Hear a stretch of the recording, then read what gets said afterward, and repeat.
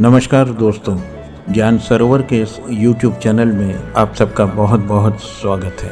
दोस्तों, आज हम एक कथा लेकर आए हैं आपके लिए, जिसे बड़े ध्यान से सुनिएगा। और ये कथा हमें बताती है कि ईश्वर हमारे समीप है, लेकिन हम स्वयं ही उसे ढूंढने का प्रयास नहीं करते।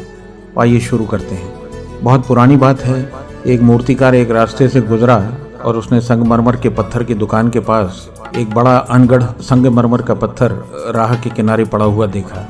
उसने दुकानदार से पूछा कि भाई क्या बात है, और सब पत्थर तो तुमने संभाल के अंदर रख लिए, ये पत्थर बाहर क्यों रखा हुआ है? दुकानदार ने कहा कि ये पत्थर बेकार है, इसे कोई मूर्तिकार खरीदने को राजी ही नहीं होता। क्या आपकी इसमें वो उत्सुकता है?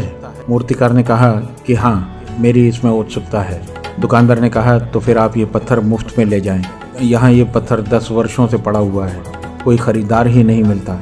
आप ही ले जाओ, कुछ पैसे देने की ज़रूरत भी नहीं है। अगर आप कहो तो आपके घर तक पहुंचाने का इंतज़ाम भी मैं स्वयं कर दूंगा। 2 वर्ष बाद मूर्तिकार ने उस पत्थर के दुकानदार को अपने घर पर आमंत्रित किया, ये कहते हुए कि मैंने एक बहुत सुंदर मूर्ति बनाई है, आपको दिखाना चाहता हूँ। दुकानदार तो उस पत्थर की बात भूल ही चुका था। मूर्ति देख के वो दंग रह गया। ऐसी मूर्ति शायद कभी बनाई नहीं गई। भगवान श्री कृष्ण का बाल रूप उस मूर्तिकार ने तराशा। मैया यशोदा श्री कृष्ण को गोद में खिला रही है, इतनी जीवंत कि उसे भरोसा ही नहीं आया कि ऐसी भी कलाकृति हो सकती है। उसने मूर्तिकार से पूछा कि ये पत्थर तुम कहाँ से लाए? इतना अद्भुत पत्थर तुम्हें कहाँ से मिला? मूर्तिकार हंसने लगा। उसने कहा कि दोस्त, ये वही पत्थर है जिसे तुमने व्यर्थ समझकर दुकान के बाहर फेंक रखा था और मुझे मुफ्त में ही दिया था।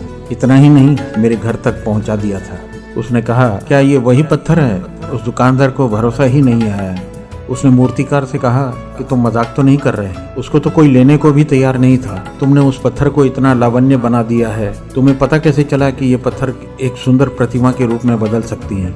मूर्तिकार ने कहा कि दोस्त, हमें पत्थरों के भीतर देखने वाली आंखें चाहिए। अधिकतर लोगों के जीवन अनगढ़ रह जाते हैं, 2 कौड़ी उनका मूल्य होता है। तुमने कभी तराशा नहीं, तुमने कभी छेनी नहीं उठाई, तुम्हें कभी इस बात की फिक्र ही नहीं थी कि मेरा जीवन जो अभी अनगढ़ पत्थर है एक सुंदर मूर्ति बन सकती है, इसके भीतर छिपा हुआ ईश्वर प्रकट हो सकता है।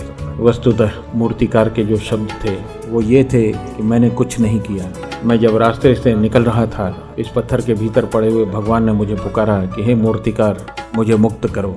उनकी आवाज़ सुनते ही मैं इस पत्थर को ले आया। मैंने कुछ नहीं किया, सिर्फ भगवान के आसपास जो व्यर्थ के पत्थर थे वो छांट दिए और स्वयं ईश्वर प्रकट हो गए। दोस्तों, इसी तरह हम सबके भीतर एक परमात्मा विराजमान है।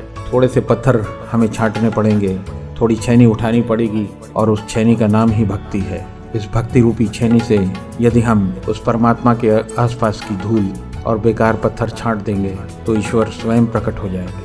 आशा करता हूँ कि आपको ये कथा पसंद आई होगी।